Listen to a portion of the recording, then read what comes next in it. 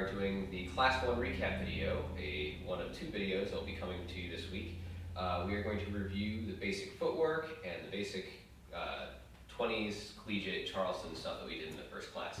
This is Swing and Arbor's April Partner Charleston series. All levels. Okay, so we started with the basic step, which was just a series of touch steps. Typically in the partner version, the leads would start with their left, and the follows would start with their right foot. And because we did collegiate, the other interesting bit is that the followers would typically go forward on the right while we would go back on our left. So if you're a follow, keep that in mind.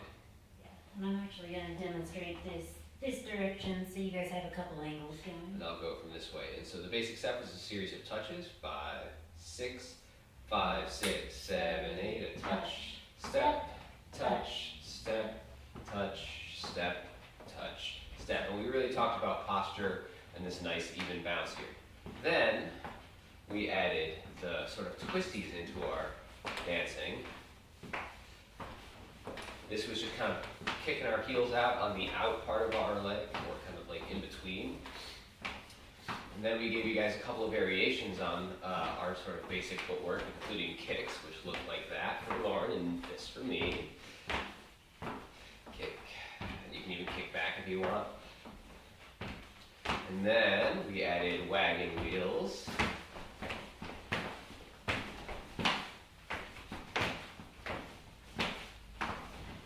Which we can repeat.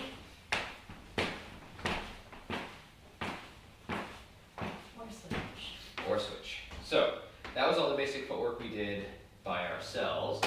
Then we moved into partner Charleston. And so we talked about keeping this nice upright posture. This is a vintage dance which came out of kind of foxtrot sort of and other ballroom bits. So we really talked about keeping ourselves nice and upright. We didn't want to squeeze our shoulder blades, but we didn't want them to slump. We wanted to make sure that we were nicely postured for this dance. We also talked about keeping the hand kind of at a lower level and making it easier on the follower's wrist by not like doing this, but just kind of letting them come out like that. We don't want it too close, we talked about. Nice and kind of out is fine, and we don't want it to be super high. Down here is just fine for Charleston. I mean, you could have it up here if you really wanted, but this will make your life easier for all the other dances that we do here in Ann Arbor. So, the partner Charleston, we basically did the same thing. We did the basic touches with our partner. 5, 6, 7, 8. Touch, step, touch, step, touch, step. And remember, we wanted to keep this nice posture while we do this. And then we added the twisties into this side-to-side posture. And then we started adding in different variations. We talked about the kicks. And notice how I've collapsed this connection a little bit so that she can kick forward without kicking me in the shin. Follows, if your lead doesn't collapse that connection, make sure you don't kick him in the shins. And you also notice we added a little wagging wheel after the kicks if you wanted to do it, and we'll show you the actual wagging wheel move in just a second for your partners. Okay, and then for the wagging wheels, we talked, this is going to become useful in the move that we do next week, or in the next video. It's moving side to side with the wagon wheels, so we can do wagon wheels on both sides. So if we start doing a basic, whether you're doing wiggles or touch steps or whatever, when I want to do a wagon wheel with my partner, I step to the side and commit my weight to that side so the follower can also do these with me. And whenever I'm done with these, then I just go back to backwards and forwards. Then we showed you how to get into a downtown sort of Charleston position. And we kind of used that collapsed connection from the kick and just made it even more exaggerated by bringing the follower in nice and close. And we have this nice little downtown position.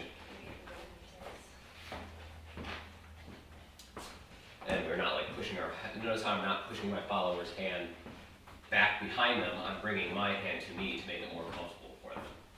And we used this for some promenades. We walked around the room a bit. We went backwards, we went forwards, and basically whenever we wanted to get out of this position, we just kind of lengthened our connection in our normal step and came back around into our basic connection. This you can also see in our basic connection now what it looks like from the other side.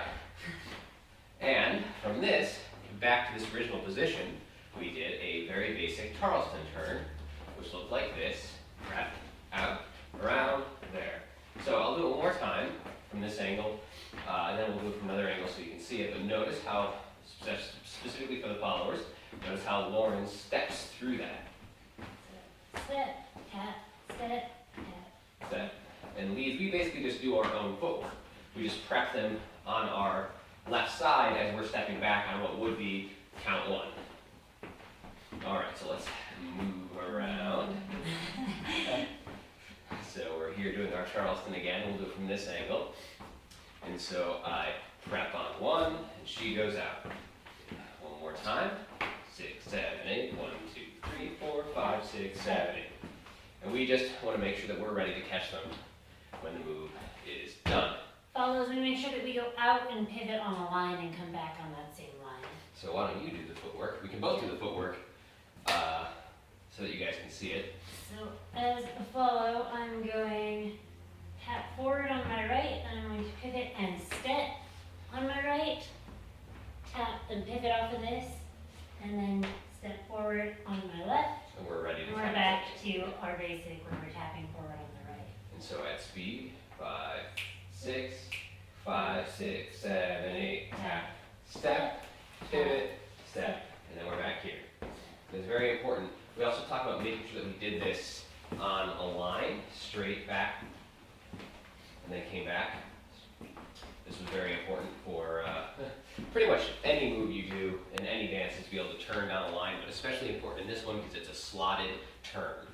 And that's all we got from week 1. And then we're gonna, in the next video, we'll show you what we did in week 2.